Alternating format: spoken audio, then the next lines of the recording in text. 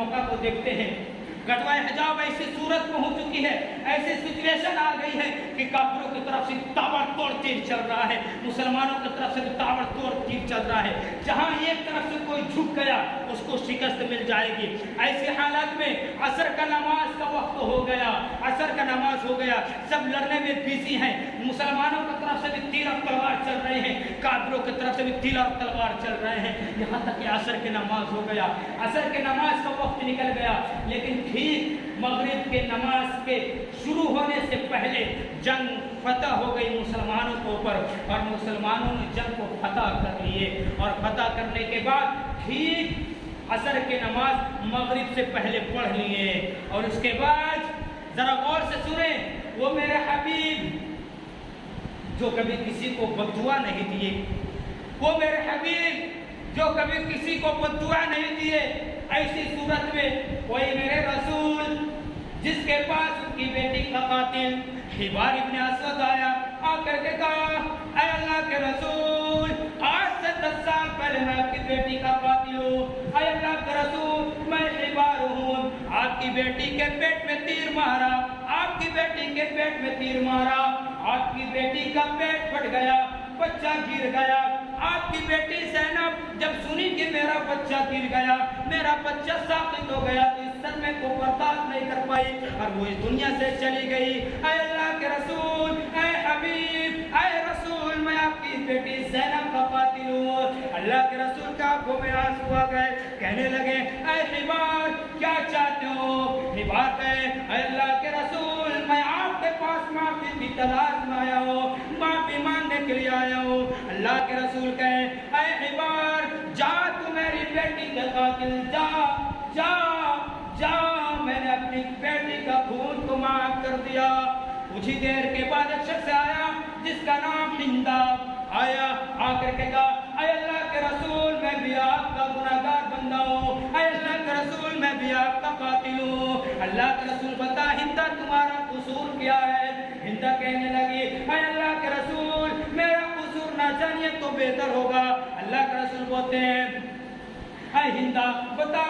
آج میں سب کو معاف کرنے کے لیے تیار ہوں۔ ہندا کہنے لگی اے اللہ کے رسول، اے محمد صلی اللہ علیہ وسلم، آج سے کچھ دنوں کی بات کی پہلے کی بات ہے، آپ کے چچا حمزہ کو میں نے مارا، گردنیں الگ کر دیا، پیٹ کو پھاڑ دیا، ناک کاٹا، کان کاٹی، زبان کاٹا، اور اس کو اپنے گلے میں پہن لیا، ہار بنا کر کے ڈالا۔ آپ کے چچا کا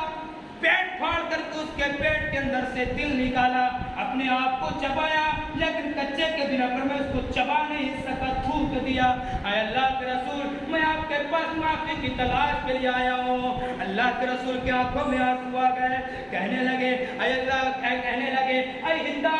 میرے چچا کی بوٹی کو تار تار کرنے والی، میری چچا کے بوٹی کو نفس کرنے والی، اگر تو محمد کے پاس معافی کے لیے آیا تو جا، میں نے تجھے بھی معاف کر دیا۔ وہ رسول کبھی کسی کو بددعا نہیں دیا، لیکن اس حالت میں دیکھیے نماز پڑھنے کے بعد عصر کی نماز پڑھ لیے اور کہنے لگے اے اللہ، آج ان کافروں کے وجہ سے آج میرا عصر کا اول وقت نکل گیا، اے اللہ آج ان کافروں کے وجہ سے میرا عصر کا اول وقت نکل گیا، اے اللہ ملا اللہ بیوتہم، اے اللہ ان کافروں کو گھروں کو آگ سے بھر دے، وقبورہم نارا، اے اللہ اور ان کو یہیں تک نہ چھوڑ بلکہ یہ جب مر جائے، جب ان کو دفن کر دیا جائے، وقبورہم نارا، تو اے اللہ ان کو قبروں کو آگ سے بھر دے۔ یہ دیکھیے جس کے وقت سے اول وقت نکل جائے اس کے لیے اللہ کے رسول کو دعا دے رہے ہیں۔ اسلام کے گھر کے رہنے والوں اور میرے نوجوان ساتھیوں اور 40 سال 50 سال ہونے کے بعد نماز نہ پڑھنے والوں، یہ اللہ کے رسول کے زبان سے نکلنے والی بددعا سے بچو۔ یہ بددعا دے رہے کن لوگوں کے لیے؟ جس کی وجہ سے نماز چھوٹ جائے، جس کی وجہ سے نماز چھوٹ جائے اس کے لیے بددعا ہے۔ اور 5 وقت نماز نہ پڑھنے والوں، ظہر کی نماز قضا کرنے والوں، عصر کی نماز قضا کرنے والوں، مغرب کی نماز قضا کرنے والوں، تمہارا کیا حال ہوگا؟ ذرا آپ نے کبھی سوچا؟ وہ حبیب کبھی کسی کو بددعا نہیں دیا، مار کھا کر کے دعا دینے والے، لیکن نماز چھوٹ جانے کی وجہ سے وہ دعا دے رہے، کیا کہہ رہے؟ ملع اللہ بیوتہم وقبورہم نارا، اے اللہ جب یہ ان کے گھروں کو آگ سے بھر دے اور جب یہ مر جائیں تو ان کو قبروں کو بھی آگ سے بھر دے۔ ذرا سوچے، اپنے غریبان میں جھانکے، اپنے غریبان کو جھانک کر کے دیکھیں کہ ہم کتنے وقت کو نماز پڑھ رہے ہیں، ہم کتنے وقت مسجد میں آ رہے ہیں، ہم کتنے وقت اللہ کی اذان کی صدا سننے کے بعد اللہ سے جنگ کا اعلان کر رہے ہیں۔ کبھی آپ نے اللہ اکبر کا صحیح ترجمہ سنا؟ نہیں سنا ہم نے۔ مسجد کے میناروں سے آواز آتی ہے اللہ اکبر اللہ اکبر، یہ آواز ہمیں بتلا رہی ہے کہ اللہ سب سے بڑا ہے، اللہ سب سے بڑا ہے۔ اس آواز کو سن کر کے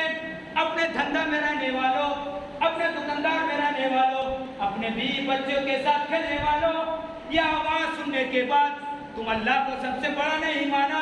اس آواز کو سننے کے بعد تم اپنے کاروبار کو سب سے بڑا مان لیا، تم اپنے دکاندار کو سب سے بڑا مان لیا، تم اپنے بزنس کو سب سے بڑا مان لیا، کیونکہ یہ آواز ہمیں دیکھ رہی ہے اللہ اکبر اللہ اکبر، اللہ سب سے بڑا ہے، اللہ سب سے بڑا ہے۔ جب یہ آواز تمہاری کانوں میں جاتی ہے تو تمہارے روح کیوں نہیں کانپتے؟ تمہارے قدم مسجد کی طرف کیوں نہیں آتے؟ اس سے صاف ظاہر ہوتا ہے یہ آواز سننے کے بعد اگر اسی طریقے سے کوئی کھیت باڑی کا کام کر رہا ہے تو اللہ کو سب سے بڑا نہیں مانا، کیونکہ اپنا کھیت کا سب سے بڑا مان لیا، اس لیے وہ اپنے کھیت کے کام میں لگا ہوا ہے۔ اسی طریقے سے اگر کوئی دکانداری کر رہا ہے اور اس آواز سننے کے بعد مسجد طرف نہیں آتا تو سمجھو کہ اس نے اپنے دکاندار کو سب سے بڑا مان لیا ہے، اپنے بزنس کو سب سے بڑا مان لیا، اللہ کو سب سے بڑا نہیں مانا۔ اگر اللہ کو سب سے بڑا مانتا تو ضرور مسجد کی طرف آتا۔ یہ آواز تمہارے کانوں میں جاتی ہے پھر بھی کیوں نہیں آتے ہو؟ ذرا یہی مسلم شریف کے ایک اور روایت ہے، میں آپ کو سنا رہا ہوں۔ اذان سننے کے بعد گھروں میں نماز پڑھنے والوں، اذان کی آواز سننے کے بعد گھر میں نماز پڑھنے والوں، ذرا اس واقعے سے غور سے سنو۔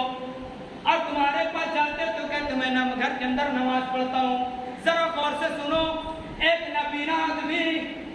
اور یہ مسلم شریف کی حدیث ہے، کتاب المساجد کے اندر اس کو آپ دیکھ سکتے ہیں، اس منظر کو دیکھ سکتے ہیں۔ ایک نبینا آدمی جناب محمد رسول اللہ صلی اللہ علیہ وسلم کے پاس آیا، آ کر کے کہنے لگا اے اللہ کے رسول میں آپ سے نبینا ہوں، میں دیکھ نہیں سکتا، اے اللہ کے رسول راستے بڑا کانٹے دار ہے، راستے بڑا تکلیف کے چیز راستہ ہے، اے اللہ کے رسول بارش بہت زیادہ ہوتی ہے، پانی راستے میں بھر جاتا ہے، کیا میں گھر کے اندر نماز پڑھ سکتا ہوں؟ اللہ کے رسول نے ان کو اجازت دے دیا، بولا جا کے گھر میں نماز پڑھ لے۔ لیکن اللہ کے رسول پھر بلائے، بلانے کے بعد کہے اے بزرگ کیا تو اذان کی آواز سنتا ہے؟ وہ نبینا کہنے لگا آپ سے اندھا ہے، نبینا ہے، راستہ بڑا کانٹے دار ہے، راستہ بڑا تکلیف دینے والی ہے۔ وہ کہتا ہے اللہ کے رسول اذان کی آواز تو میرے کانوں میں آتی ہے، اذان کی آواز تو میرے کانوں میں سن سکتا ہوں۔ تو اللہ کے رسول کہے اے بزرگ اے نبینا آدمی تو پھر تمہیں چاہیے کہ میں سیدھا نبینا آدمی کو